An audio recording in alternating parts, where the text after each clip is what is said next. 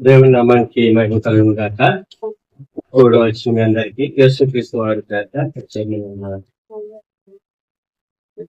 ఈ రాత్రి కాల సమయంలో మనము వాక్యాన్ని శ్రద్ధగా విందాం. మీ సెల్ ఫోన్ అన్ని కూడా ఏం చేసుకోవాలి, సైలెంట్ లో పెట్టేసుకోండి. 10 నిమిషాలు మనం దేవుని సన్నిధిలో ఉన్నాం కాబట్టి మనము వాక్యం మీద మనసు ఉంచాలి. కాబట్టి ఈ సెల్ ఫోన్లన్నీ కూడా 30 నిమిషాలు కాబట్టి సైలెంట్ లో పెట్టుకుంటే తర్వాత ఏమైనా చూడొచ్చు మెసేజ్. సరే, దేవుని మహాకృతిని బట్టి సమరంతా గడిచిపోయింది అవండి. తిరిగాడు అట్టగా అవండి. ఎండ కొండ ఆంధ్రం బాగా ఎక్కువగా ఉంది. సరే, ఏదేమైనా మనం ఆపలేనిది ఏదైనా ఒకటి ఉందంటే సమయం, మరణం. చెప్పండి, సమయాన్ని ఎవరు ఆపలేరు, మరణాన్ని కూడా. ఈ యాగం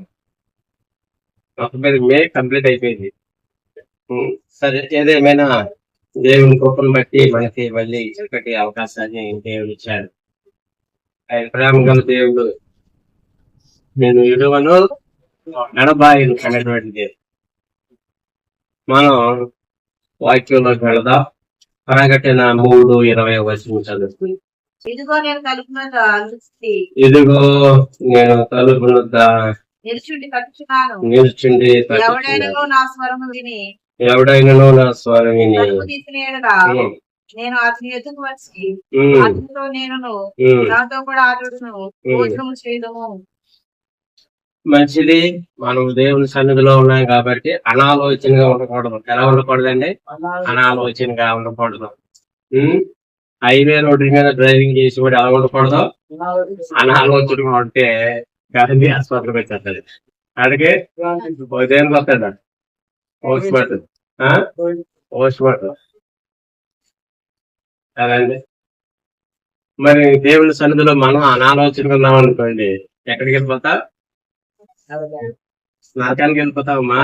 ఎక్కడికి వెళ్ళిపోతావు? నరకానికి వెళ్ళిపోతా. అనాలోచన చాలా ప్రమాదం. అదండి. మన భవిష్యత్తు ఒక మార్పులో పోతే కొన్నిసార్లు మన ర్యాంక్ ఒక మార్పు, కొన్నిసార్లు తీసి, కొన్నిసార్లు యూపీసీ ఇంటర్వ్యూలో, ఎగ్జామ్స్ లో, ఈ కలెక్టర్, ఐఏఎస్, ఐపీఎస్ ఒక వాటిలో పోతాయి. అయ్యో అనుకుంటా, ఇది ఎంతకంటే విలువైంది.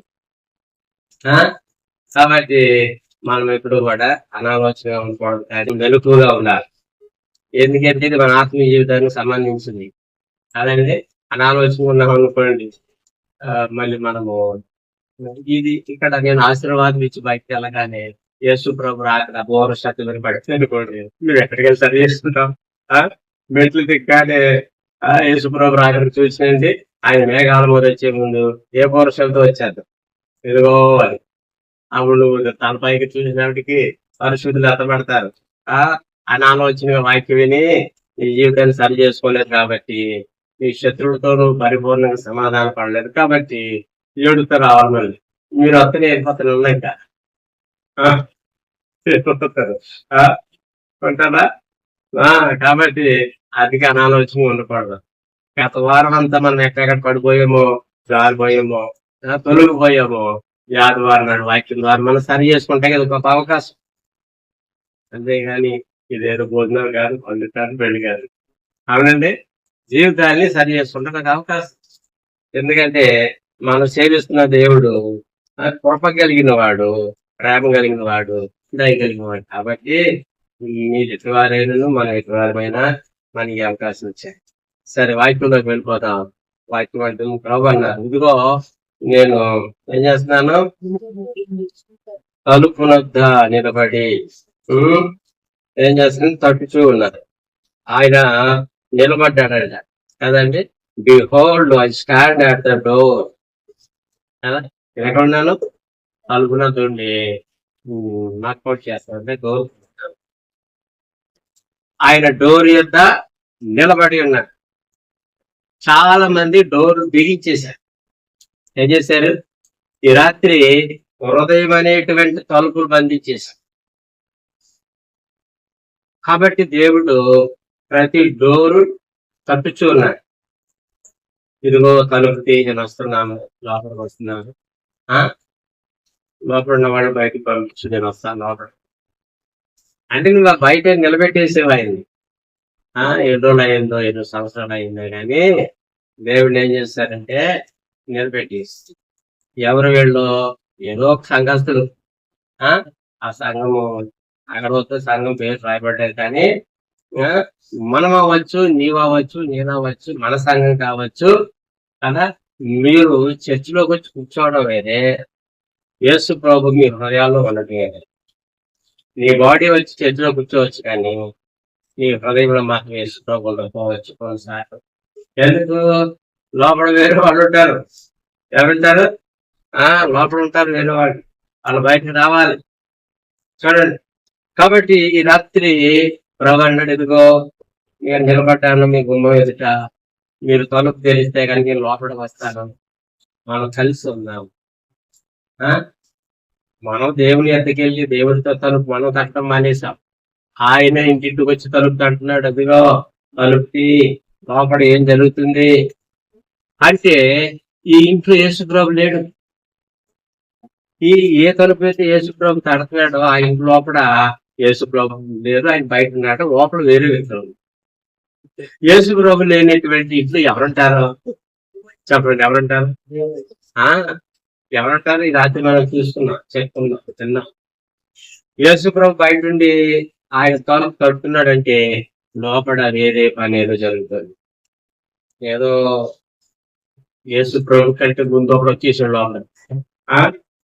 ఈడు తలుపు తట్టడా, అది సిగ్గులేనాడు వచ్చేతాడు, వచ్చేసి లోపల కూర్చుంటాడా, కూర్చుని తలుపు మూసి కదా. నీ హృదయం కూడా తలుపులు గడప మూసేసి సమ్మర్లో మార్మనిసి పొందాం అనుకున్నాం, తలుపులు కలవలేదు, ఇంకా అయిపోయింది. ఇంకా కాలేజీలో బిజీ అయిపోతారు, స్కూల్లో బిజీ అయిపోతారు. సమ్మర్లో మార్మనిసి పొందాం అనుకున్నాం, సమ్మర్లో ఉపవాస ప్రార్థన చేసుకుందాం అనుకున్నాం, సమ్మర్కి ఏదో చేసుకున్నాం, కానీ హృదయం తెరవలేదు కదండి. మార్మనిసి పొందిన వాళ్ళు సైతం కూడా కొన్నిసార్లు ఏం చేస్తారంటే యేసు ప్రభుని బయట పెట్టి, యేసు ప్రభు లేనిది ఎలా ఉంటుంది, యేసు ప్రభు లేనిది ఎలా ఉంటుంది. ఉదాహరణకు ఒక మాట బైబిల్లో నుంచి మనం చూద్దాం. యేసు ప్రభు లేని మాట ఏముంటుందంటే అన్యాయం. యేసు ప్రభు అంటే వాక్యము, ఆది ఎందు వాక్యం అంటే వాక్యమే. 1 కొరింథీయులు 6:9 అన్యాయస్తులు దేవుని రాజ్యమునకు వారసులు కానేరని మీకు తెలియదా? సరిపోతుంది. జాగ్రత్త గమనించండి. అన్యాయస్తులు దేవుని రాజ్యమునకు వారసులు కానేరని. ఎవరు అన్యాయస్తులు? యేసు ప్రభుకి డోరు ఓపెన్ చేయని ప్రతి వ్యక్తి అన్యాయస్తుడే. అన్యాయస్తులు ఎవరు? యేసు ప్రభు ఉన్న చోట ఎలా ఉంటది, యేసు ప్రభు లేని చోట ఎలా ఉంటుంది. ఇప్పుడు యేసు ప్రభు లేని ఇల్లు చూద్దాం. యేసు ప్రభుని బయటకు పెట్టేసి డోర్ పెట్టేశారు కదా, వీళ్ళు ఎవరంటే అన్యాయస్తులు. అన్యాయస్తుల యొక్క లక్షణం ఎలా ఉంటే మొదటి మాటలు ఉన్నాయి, అన్యాయస్తులు అని ఉంది. ఏమున్నాయి? అన్యాయస్తుడు అర్థం ఏంటంటే న్యాయం లేదు. యేసు ప్రభు నీతిమంతుడు, యథార్థం. అన్యాయస్తులకి ఏం లేదు, ఏం లేదండి. అన్యాయస్తులు అంటే చేస్తాను, న్యాయం లేకుండా ఉండేవారు, న్యాయం లేకుండా మాట్లాడారు, న్యాయంతో పని లేకుండా జీవించేవారు. వీళ్ళు అన్యాయస్తులు. అసలు యేసు ప్రభు బయట ఉన్నాడు అనుకోండి, ఆ వ్యక్తి అన్యాయస్తుడు కదా. ఈ అన్యాయస్తుడు ఇంకేమేమి యాడ్ చేసుకుంటాడో, మోసపోకుడి జారులైనను సరిపోతుంది. యేసు ప్రభుని బయట నిలబెట్టిన వ్యక్తి ఇంట్లో ఏముందంటే జాగ్రత్త ఉంది.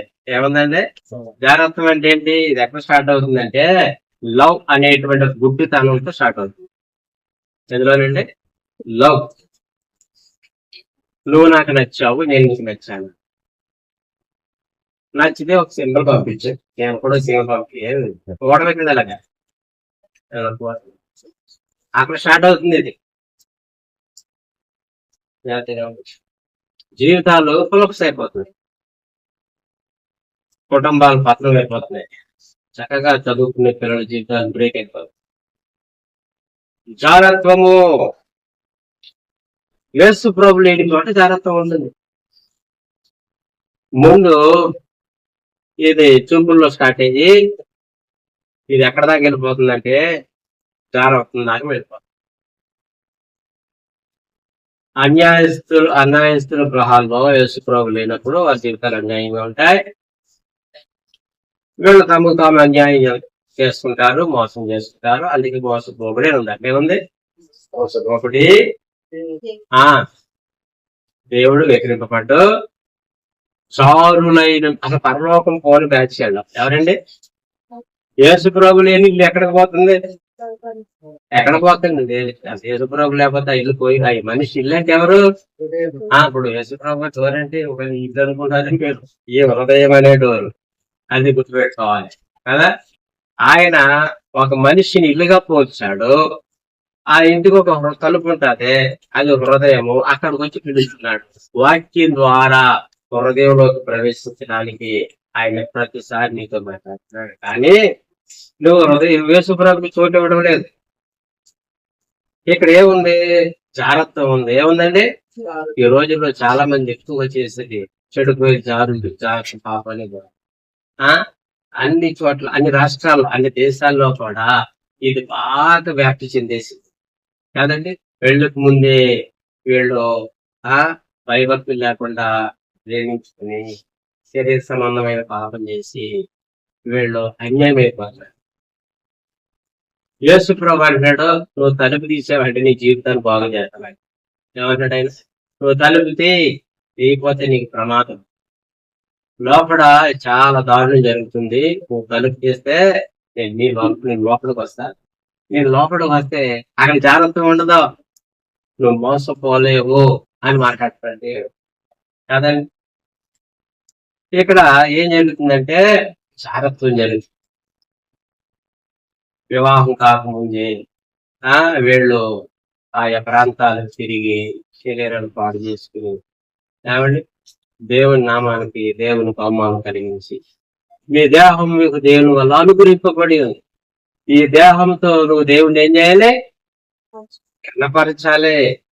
కానీ గణపరచబడడం లేదు. సైతానికి ఘనం జరుగుతుంది, సైతానికి మహిమ జరుగుతుంది. ఈ దేహం ఎవరి వల్ల వచ్చింది? నీకు దేవుని వల్ల వచ్చింది. దీన్ని నువ్వు పాడు చేస్తే నేను నిన్ను పాడు చేస్తాను. ఎవరైనా నువ్వు దేవుడి మందిరాన్ని పాడు చేస్తున్న వారిని ఏం చేస్తాను? పాడు చేస్తాను. సరే, జాగ్రత్త ద్వారా నీ శరీరాన్ని పాడు చేస్తుంది. చూడండి, యేసు ప్రభు లేకపోతే ఆ ఇంట్లోకి త్వరగా నీ హృదయంలో యేసు ప్రభులు చేర్చుకోకపోతే వేరే వాడు వచ్చి దాన్ని కబ్జా చేసేస్తాయి. ఒక ల్యాండ్కి యజమానుడు సరిగా లేకపోతే ఏమవుతుంది చెప్పండి? ఈ హైదరాబాద్ లో ల్యాండ్ కొని వదిలేసాం, దాని సమీపాన్ని వెళ్ళడం లేదు. ఎవడో కూడా చూస్తాడు, అయితే తర్వాత దాన్ని ల్యాండ్ కబ్జా చేసేస్తారు కదా. ఈ ఇంటికి యజమానుడు ఎవరైనా ఏసయ్యా, ఏసై లేకపోతే ఎవరు వస్తారో? సైతాన్ వచ్చి ఈ హృదయాన్ని ఆక్యుపై చేస్తారు. చూసారా? తర్వాత ఏముంటారు వాళ్ళు? విగ్రహారాధన అంటే నువ్వు దేన్ని ఎక్కువగా ప్రేమిస్తుంది? విగ్రహారాధన వాక్యం ప్రకారం. కొంతమంది డబ్బులు బాగా ప్రేమిస్తారు, కానీ అది వాళ్ళ గొప్ప. వాళ్ళ మంది డబ్బు డబ్బు డబ్బు ఎవరిస్తూనే ఉంటారు. డబ్బు అవసరమే మానవ జీవితాన్ని, కానీ డబ్బు దేవుడు కాకూడదు అంతే. డబ్బు ఏం కాకూడదు? అబ్రహాం ధనవంతుడే, యోగు కూడా ధనవంతుడే, దావీదు ధనవంతుడే, సొలొమోను కూడా ఇంకా ధనవంతుడే. కానీ వీళ్ళు డబ్బుని దేవుడుగా ఆరాధించేది. డబ్బు అనేది మన అవసరతలు తీర్చేది అంతే. మన అవసరతలు తీర్చేది, పోయేది వచ్చి. నువ్వు డబ్బును బాగా ప్రేమిస్తే అది విగ్రహాలు. అర్థమైందండి? అది మన అక్కర్లు తీర్చిపోయి నువ్వు దానికోసం బ్రతికాబట్టి నువ్వు ఎలా పరలోక రాజ్యాన్ని వాసిపోతావు? ఏమండి? గమనించి దాన్ని విడిచిపెట్టాలి. ప్రభుని అవసరతలు తీరుస్తాడు చాలా. అది ఎక్కువైనదని చేయాలి, నేను పాడు చేయవచ్చు. దాన్ని ఎలా కంట్రోల్ చేయాలి తెలియదు కదండి. కాబట్టి మనం దాని విషయాల్లో జాగ్రత్తగా ఉండి ప్రభా నా అవసరాన్ని తీర్చు. బైబిల్లో ఒక వ్యక్తి అన్నాడు, నన్ను ధనవంతుడిగా చేయొద్దు, ఆఖరికి ఎదవాడిగా చేయొద్దు. సరే అటువంటి ప్రార్థన ఉండాలి. తర్వాత ఏమి చదవండి. వ్యభిచారులైనను, చారత్వము వ్యభిచారం రెండు పక్క పక్క నడుస్తాయి. వివాహం కాకముందు చేసేది ఏమో చారత్వం అయితే, పెళ్ళైన తర్వాత భార్య ఉండగా భర్త ఉండగా వేరే అక్రమ సంబంధాలు జీవిస్తే ఇది వ్యభిచారము. ఈ వ్యభిచార సంబంధమైన పాపం నీ ఇంటిని తగలబెట్టేసి, నీ కుటుంబాన్ని తగలబెట్టేసి, నిన్ను చిక్కుల్లోకి ఎక్కడెక్కడికో తీసుకుపోయి అవమానాలు నిందలు కలిగేసేది. దీని ద్వారా మరణాలు సంభవిస్తాయి. వ్యభిచార పాపం వల్ల మరణం ఉంటుంది. ఇంట్లో నీకు మరణం ఉంటుంది, నీ పిల్లలు కూడా మరణం ఉంటుంది. ఆ రోజు దావీదు చేసినటువంటి వ్యభిచారాన్ని బట్టి ఇంట్లో పిల్లలు చచ్చిపోయారు, ఇంట్లో సమస్యలు అధికమైపోయి. ఏమంటే దావీదు మేత కూడా కత్తే పడింది. సొంత కుమారుడు లేచి చంపడానికి తరివాడు. దావీదు సింహాసనం విడిచి పారిపోయాడు. కారణం తెలుసా? యేసు ప్రభు ఏమండి ఆయనకి హృదయంలో చోటు ఇవ్వకపోతే ఎన్ని అనర్థాలు జరుగుతాయి, ఎంత నష్టం నీకు జరుగుతుంది. నష్టం అయిపోయిన తర్వాత నువ్వేం చేయగలవు? కన్నీళ్లు కాచడం తప్ప నీకు మిగిలేదేమి కూడా లేదు. వ్యభిచరించే ఏ కుటుంబం ఎప్పటికీ ఆశీర్వాదం నలుగుతాం. వ్యభిచారాన్ని కోరుకునే ఏ కుటుంబంలో సంతోషం ఉంటుంది. అది మరణపు అంచులు నడుస్తూ ఉంటారు. అలాంటి వారి తలుపు తట్టున్నాడు దేవుడు. అబ్బాయి మీరు త్వరగా తెరవండి కదా, నేను మిమ్మల్ని ఏం చేస్తాను? బాగు చేస్తాను. ఏ స్థితిలో కదండి, వీళ్ళకి పరలోకంలో చోటు లేదు. యేసుప్రభు లేకపోతే జరిగేది ఇదే. నువ్వు పరిపూర్ణంగా మారు మనసు పొందకపోతే జరిగేది ఇదే. వ్యభిచారము తర్వాత చదవడానికి కదా. తర్వాత చదవాలి. పురుష సంయోగులు అంటే ఏమండి, అమెరికాలో బాగా జరుగుతుంది కదా. ఆడవారే పురుష సంయోగులు. వీళ్ళు ఏ లింగానికి వాళ్ళు వివాహం చేసుకుంటారు. ఏదైనా చోట్ల దేవుడు పురుషులు వివాహం చేస్తే వీళ్ళు ఏం చేస్తారంటే నపంసకులు వివాహాలు చేసుకుంటారు. దేవుడు వాక్యములకి పురుష సంయోగులు అలా భయంకరమైంది. అది దేవునికి విరోధమైన పాపము. పుట్టుకతో లోపం అంటే మనం ఏం చేయలేం, కానీ కావాలని మధ్యలో చేయించుకోవడం పాపం. ఆడింగితనం గలవారైంది, పురుష సంయోగులైంది అదండి. తర్వాత దొంగలు యేసు ప్రభులే నీ జీవితంలో జరిగే దొంగతనమే. కొంతమంది దొంగలు ఉంటారంటే ప్రొఫెషనల్ దొంగలు ఉంటారు. యేసు ప్రభుతో చేశారు. వీళ్ళు ఎవరంటే బంధుపడు దొంగలు. ఎవరండి వీళ్ళు? బంధుపడు అంటే బంధుపడు దొంగలు అంటే ఎవరంటే రోడ్డు పోయేవాళ్ళు దోచుకునేవారు వీళ్ళు. కదండి, చీకట్లో వాటేసుకుని ఉంటారు కదా. కొంతమంది దొంగలు ఉంటారు, వ్యాపారులు దొంగలు ఉంటారు, వ్యాపారులు దొంగలు ఉంటారు. కొంతమంది ప్రొఫెషనల్ గా దొంగ చేసుకుంటారు. వీళ్ళ పొద్దున నేను బస్సు అరుగునాట దిగి కానీ ఆటో కూడా చెత్త వచ్చేసి ఎక్కడ వెళ్తారని అన్నాడు. మన చేతిలో ఫోన్ ఉంటుంది, మనకు ఒక ర్యాపిడో ఉంటుంది, తర్వాత ఓలా ఉంటుంది. నేను చూసుకున్నాను, ఓవర్ ఎంత దయ చూసుకుంటున్నాడు. వచ్చాడు 120 ఉంది. ఎల్బీ నగర్ నుంచి మా ఇంటికి 100 రూపాయలే. అది ఉదయకాలం 5 గంటలు కాబట్టి 1 రూపాయలు చూపించింది. ఆడొచ్చాడు 120 ఉంది, అది 150 ఇచ్చారు. ఇది ఒక మాయ. మనం తక్కువకి వెళ్తాం, ఎక్కువకి వెళ్తామా? అసలు ఎలా మాయ చేస్తారంటే 150 ఎంత కాదండి, 30 ఇచ్చేది 150 ఏంటంటే చెట్టు దులపాలంటే అసలు చూసారు. చాలా మంది ఇదే మాయలో పడిపోతారు. నేను తక్కువ అడగాలి, 120 ఎంత కదా, నువ్వు నాకు ఎక్కువ ఇచ్చాబట్టి అంత ఎత్తున్నాను. చూడండి ఎలా దొంగతనం చేస్తారంటే, సరే 130 ఇస్తాను, 150, 130 ఇస్తాను, 10 రూపాయలు ఎక్కువ ఇస్తున్నాను. నేను ఎందుకు ఇవ్వాల్సి లేదు, వాస్తవానికి అదొక మాయ. మనం మోసం చేస్తాను. అర్థమైందండి. తీరా ఆట ఎత్తున్నా ఇంట్లో దింపుతా కన్నాడు, 130 కొడితే 150 అన్నాడు. దాని వెంటనే బాబా అసలు నాకు 100 రూపాయలు చూపించింది. నేను నీకు ఎందుకు ఇవ్వాలి, 20 రూపాయలు ఎక్స్ట్రా, కొన్ని 50 అడుగుతావా చూసా అని 10 రూపాయలు కొట్టేసింది. నాటకం అనుకోవడం మనసు ఏడు గొడవ పెట్టేసుకుంటాడు. పొద్దు సైతాన్ అంటే 50 రూపాయలు దగ్గర దోచుకున్నాడు. సరే ఎలా మోసం చేస్తారు.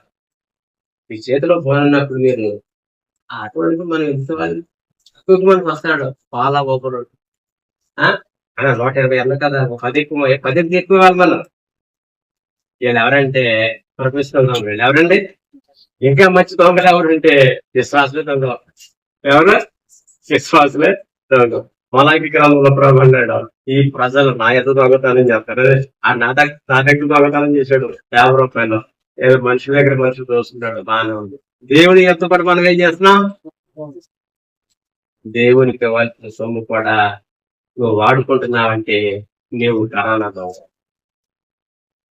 అలా వాడుకోవడం వల్ల నీకేం కలిసి వస్తుందంటే సున్నా ఏమి కలిసి రాదంటే మన ఇంట్లో షాపే ఉంటుంది రేపోతే ఆపద వచ్చినప్పుడు ప్రభా నాకు సహాయం చేయను అడగాలంటే దేవునికి నాయకుని ఇవ్వాలవుతా ఎవరంటే యేసు ప్రభు లేనప్పుడు అన్యాయం అయిపోతుంది మన జీవితం అన్యాయంగా జీవిస్తా ఉంటాను దేవునికి ఇవ్వాల్సింది కూడా దేవునికి ఇవ్వకపోవటం అనేది ఇందులో నీకు శాపం ఉంటుందని మలాకి మాట్లాడు కదా ఈ ప్రజలు నా యొక్క ఏం చేస్తున్నారు కొంతమంది ఏం చేస్తారంటే ఏమండి దశభాగాలు తీసి నలుగు పనిచేస్తారు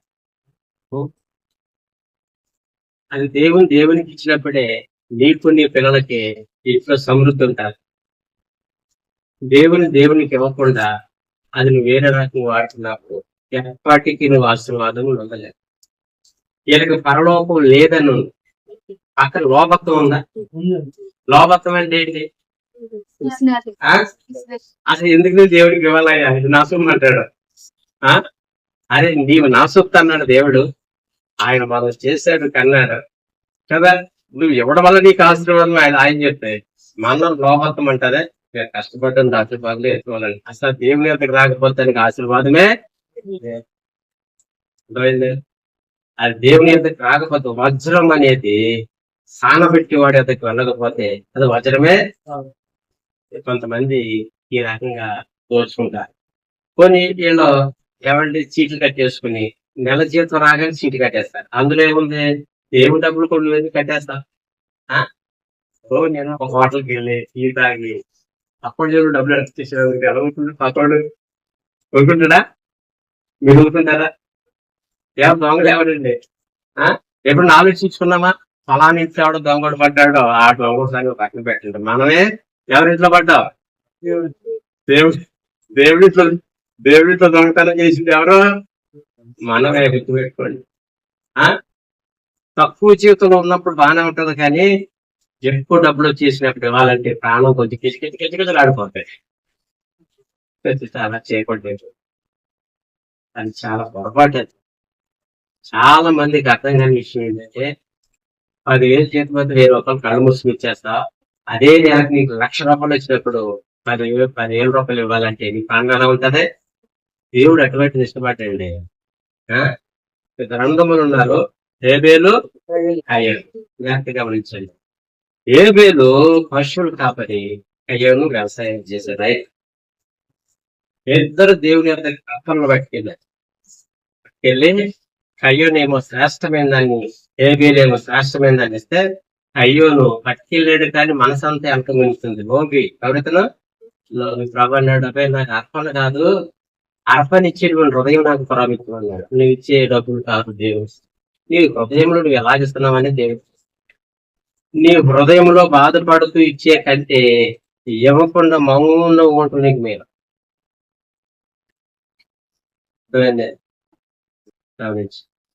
నీ ఆశీర్వాదాన్ని నువ్వు పాటు చేస్తావు దొంగలు ఎవరంటే ప్రభు అన్నాడు మలాకిలో ఈ ప్రజలు నా యొద్ద అంతే మన దేవుడు ఒక రోజు పక్కన కూర్చోబెట్టి మనం దేనికి పని చేయాలి దేనికి పని చేస్తామండి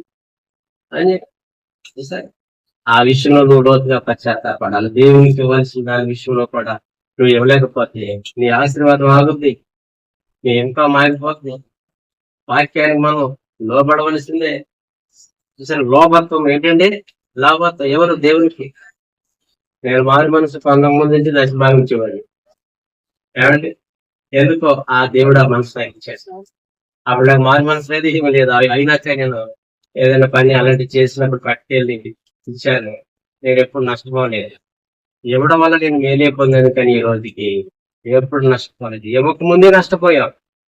ఇవ్వటం వల్ల అది ఒక ఆశీర్వాదం బాగుంటుంది. యేసు ప్రభు బయట ఉన్నప్పుడు జరిగేది ఏంటంటే, నువ్వు దొంగ అవుతావు, నువ్వు లోబైపోతావు, నువ్వు వ్యభిచారం అవుతావు, నువ్వు జారుడు అవుతావు, విగ్రహాలు సరే లోక సంబంధమైన వచ్చేస్తాయి. ఇక్కడనే ఉంచారు వాళ్ళు. యోగులైనను ఆ, త్రాగుబోతులైనను త్రాగుబోతులు ఎవరండి వీళ్ళు? మందు తాగేవాళ్ళు పరలోకానికి వెళ్ళరు. యేసు ప్రభు లేకపోతే త్రాగుబోతులు అవుతారు. ఎవరండి? జాగ్రత్త. సిగరెట్ తాగేవారు, వైన్ మందు తాగేవారు, కళ్ళు తాగేవారు, మత్తు పానీయములు సేవించేవారు, వీళ్ళందరూ కూడా దేవుని రాజ్యానికి వారసులు కారు. అందులో ఏ సందేహం కూడా లేదు. ప్రభు ఎదుగురి తలుపు తడుతున్నాను, తలుపు ఆయన మన హృదయంలోకి వస్తే మన జీవితాలు మార్చబడతాయి. తర్వాత ఏం చదవండి. దోషకులైనను అమ్మా, దోషకులైనను దూషకులైనను దోచుకుని వారైనను చూసారా, దోషకులు బూతులు తిట్టేవారు, భార్య బూతులు తిడతారు, భర్త కూడా కొన్నిసార్లు భార్యని ఏం చేస్తుంది, అదే పోరాగీరా అంటది, కాబట్టి ఇలా నువ్వు అది అంటది ఇది అంటది. కాళ్ళు బట్టి నీ పశ్చాత్తాపడాలి. ఎవరిని ఎవరో తిట్టుకున్నా కానీ నీ పశ్చాత్తాపడాలి.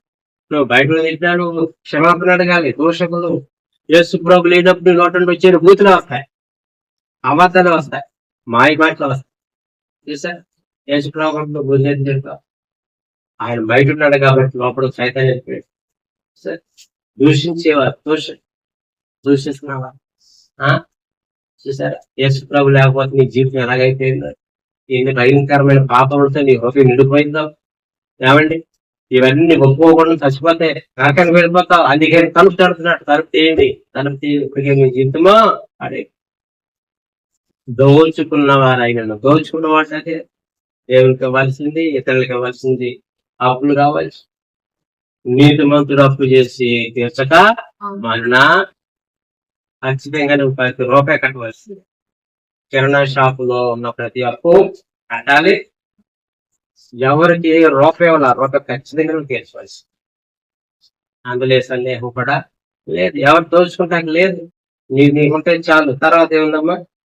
దోచుకున్న వారైనను దేవుని రాజ్యమునకు వారసులు కాలేరు. దేవుని రాజ్యమునకు వారసులు ఇలాంటి వారిని కూడా దేవుడు ప్రశ్న అంటున్నాడు. కాబట్టి నేను లోపలికే యేసు ప్రభు కనుక నిజంగా మన జీవితాల్లోకి వస్తే ఏం జరుగుతుంది?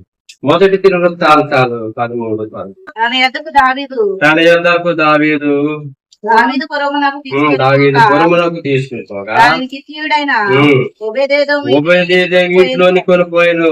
దేవుని దేవుని మందసము మందసము ఓబేదెదోము ఓబేదెదోము ఇంటిలో అతని అతని కుటుంబమునంతా కుటుంబములతో 3 నెలలుండగా యెహోవా ఓబేదెదోమును ఇంటిని తన సొత్తునంతటిని ఆశీర్వదించను. ఓబేదెదోము ఇంటి వారిని అతని సొత్తునంతటిని ఆశీర్వదించను. ఇక్కడ ఆస్తిని సొత్తు కర్మఫలము చేతులే కష్టాన్ని దేవుడు దీవించాడు. ఆశీర్వాదం వచ్చిందంటే ఏమొచ్చిందంట? సొత్తే దేవుని సొత్తు, నీ సొత్తు, నీ గర్భఫలము, నీ రెక్కల కష్టం ఎప్పుడు దీవించబడుతుందంటే తలుపు తీసి హృదయం తెరిచి వాక్యం అంటే సరే అలాగే ఆయన హృదయంలో చేర్చుకున్నప్పుడు నీ ఇల్లు, నీ పిల్లలు దీవించడం భావిస్తారు. వాక్యాన్ని హృదయంలోకి చేర్చుకోవడం అంటే వాక్యానుసారమైన జీవితం. ఇక్కడ జాగ్రత్త ఉండదు, వ్యభిచారం ఉండదు, ఇక్కడ ఆరాధన ఉండదు, రాగుడు ఉండదు, దశమ భాగాలను దొంగలించం, చేస్తారు, లెక్కలు కట్టి పైసాతో సాగిస్తారు. ఎంత సెకండ్ అవుతుంది. దేవుడు నీలో ఉన్నప్పుడు మనసు మారిపోద్ది. అర్థమైంది? చేసుకోవడం అంటే ఏదో పట్టణం తెచ్చి పెట్టేసుకోవడం కాదు. మన వాక్యం లాగా అయిపోవాలి. ఏమైపోవాలండి? నేను చూస్తే వాక్యం చదువునట్లుగా ఉండాలి. నేను చూడగా నేను చదవాలి.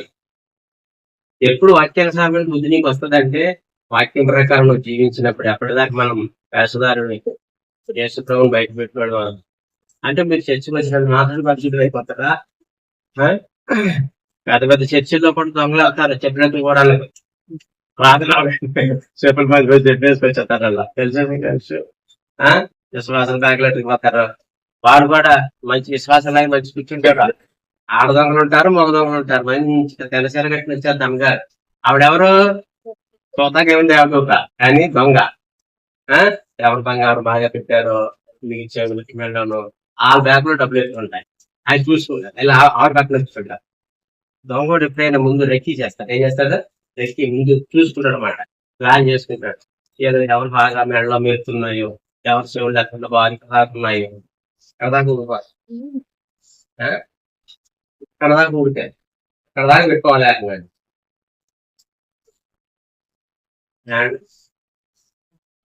అంటే ఎలా అయినా ಹೋಗಲೇ మనం చెవులైతే సాయంత్రం చూస్తారా అండి, చూసారు అమ్మగారి దగ్గర బాగుంది, ఆడ కూడా వెళ్ళిపోతారు పనిలో. హృదయంలోకి చేర్చుకోవాలి, కొబ్బేదైతే మిల్లేమైంది, యేసు ప్రభుని చేర్చుకోవాలి హృదయం. ఆమె ఎంత కుట్టి చేసింది, మొత్తం చెవంతా అక్కడి నుంచి ఇలా కుట్టి చేసింది. ఏదమ్మా మొత్తం చెవతో కుట్టి చేసావంటే ఇంట్లో బంగారం వేస్ట్ గా పడి ఉందన్నదా? మరి మొట్టమొదటి కుట్టి చేసుకోపోయివా? ఇక్కడే పెట్టాలని ఉంది, ఇక్కడ కూడా పెట్టుకోవచ్చు, ఇక్కడ కూడా పెట్టుకోవచ్చు, అమెరికా వాళ్ళు పెట్టుకుంటేనా ఇక్కడ కూడా పెట్టించుకోవచ్చు, నాలుగు కూడా పెట్టుకోవచ్చు. అదొక స్పిరిట్, తెయ్యం. అది ఏంటంటే అది వస్తువులు బాగా ధరించుకొని తెయ్యి ఉంటుంది నేను కదా, ఇలా ఇది పైకి కనబడుతుంది కదండి. ఫస్ట్ జాకెట్లు వేసుకోవాలని ఒకసారి దెయ్యాలు పట్టేసుకుంటాయి, దులపాలి, ఇల్లు బాగా దులపాక ఏమవుతుంది, చూడడానికి జరగాలి బయట ఏమి లేకుండా. ఒకసారి దెయ్యాలు ఎలా వచ్చేస్తాయి మనుషుల్లోకి, వచ్చేసి ఏమైనా ప్రారంభిస్తా తెలుసా, మర్చిపోతే ఇక్కడ దాకా వేసుకోలేక జాకెట్లు గాలాడ మేము వేసుకుంటున్నా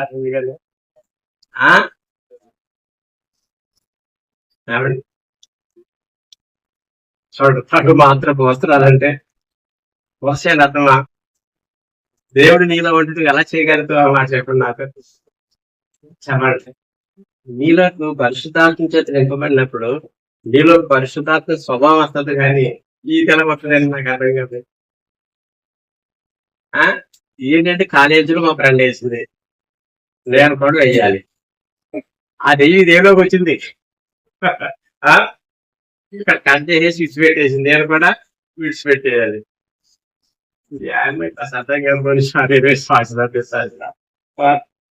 చెప్పండి, ప్రమాదం అది, జాగ్రత్త.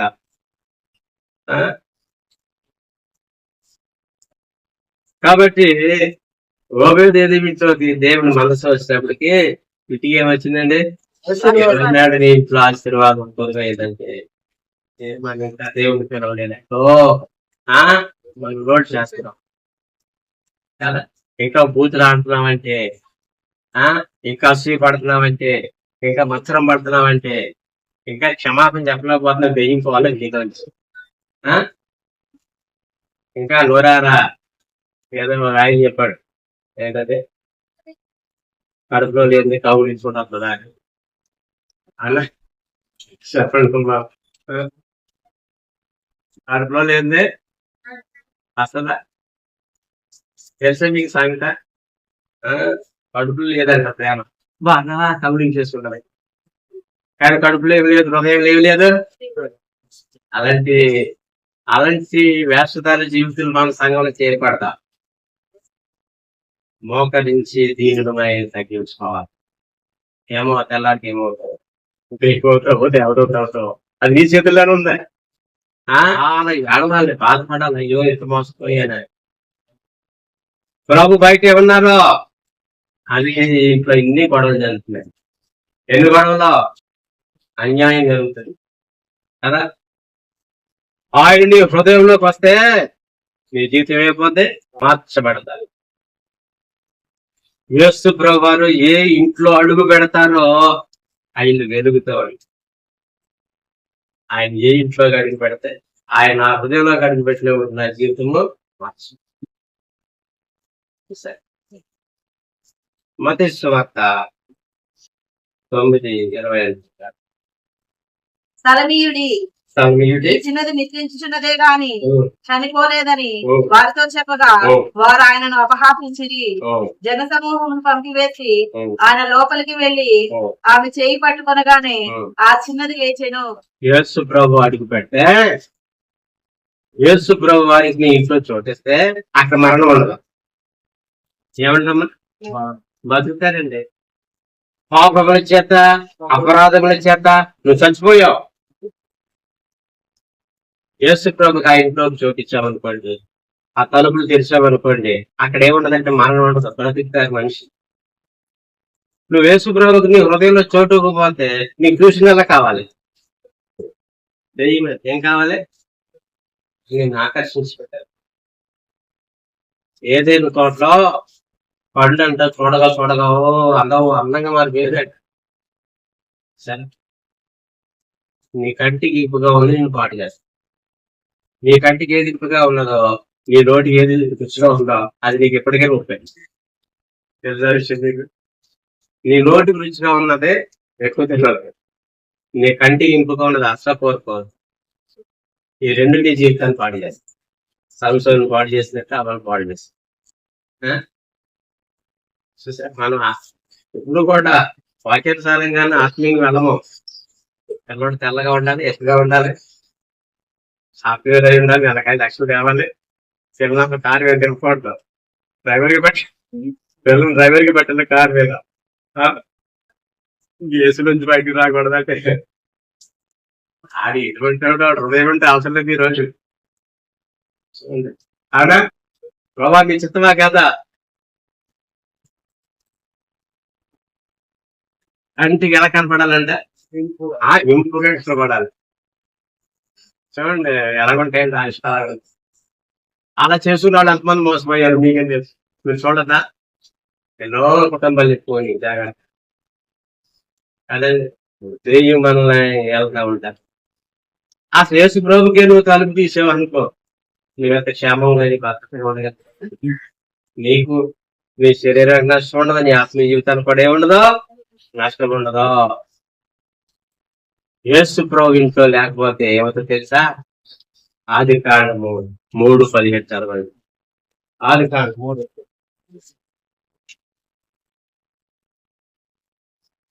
ఆయన ఆదాముతో నీ భార్య మాట విని తినవద్దని నేను నీకు ఆజ్ఞాపించిన వృక్ష ఫలములు తిని కనుక నీ నిమిత్తం నేల తినకబడి ఉన్నది.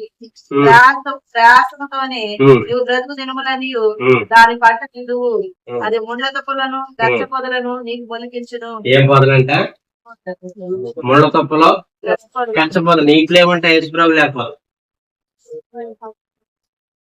ఒకసారి మీ పరుపు మీద ముళ్ళ కంప్లీట్ పడుకోండి. కచ్చ పొదలో ముళ్ళ కంపలు డబ్బులు దొరుకుతాయి కదా దారిలో. ఎక్కడ ఇన్ని కంపలు కొట్టుకొచ్చి మంచం మీద వేసి ఒక్క నైట్ మీద నిద్ర చేయండి. అవుదా? కానీ ఇంట్లో ఉన్నాయి, నీ జీవితంలో ఉన్నాయి, అవి గుచ్చుకుంటేనే ఉంటాయి కదా. ప్రమాదం. నీ ఇంట్లో నీ హృదయంలో యేసు ప్రభు లేకపోతే నీ ఇంట్లో కంపలే ఉంటాయి. కంపల లాంటి మాటలు, కష్టపోదల లాంటి గుళ్ళు గుచ్చుకుంటారు. వచ్చి జీవితాలు బాబా ఇంట్లో సమస్యలు, ఒత్తుళ్ళు కంపలే కదా. ఇవే కదా మన జీవితాన్ని. యేసు ప్రభు లేనప్పుడు వచ్చిన పరిస్థితి చూసారు. కానీ హృదయంలో యేసు ప్రభు చోటిస్తే ఎంత బాగుంటుంది. అదే అక్కడ మరణం ఉండదు, అక్కడ తిరిగి లేదు. కాబట్టి ఈ రాత్రి ఆయన వైపు నుండి తలుపు కట్టడాడు, నేను లోపలికి వస్తాడు. నువ్వు తలుపు తీయగలిగితే నీ హృదయం ఉన్నటువంటి ఆ మురికంతా ఒప్పుకోగలిగి, ఆ కోపము, ఆ ద్వేషము, ఆ మచ్చర అవన్నీ ఒప్పుకోండి, విడిచిపెట్టేసి ఆ జాగ్రత్త, వ్యభిచారం, రాగుడు, సినిమా, సీరియల్ కాదండి. ఆ విశ్వాసం కానీ కొన్నిసార్లు స్టేటస్లు ఏం పెట్టేద్దా, సినిమా మాటలు పెట్టేద్దా, నేను పెట్టేస్తామండి. వాళ్ళు ఎవరితో మ్యారేజ్ అంట, మ్యారేజ్ వస్తే సినిమా పాట పెట్టేసాడు. ఏం కాదు అది. ఇప్పుడు ఈ రోజు వెడ్డింగ్, వాళ్ళు వెడ్డింగ్ యానివర్సరీ, ఏ పాట పెట్టుకోవాలి చెప్పండి. విశ్వాసం వస్తే, దేవుని ఆత్మగల వస్తే ఏ పాట పెట్టుకోవాలి చెప్పండి అమ్మ.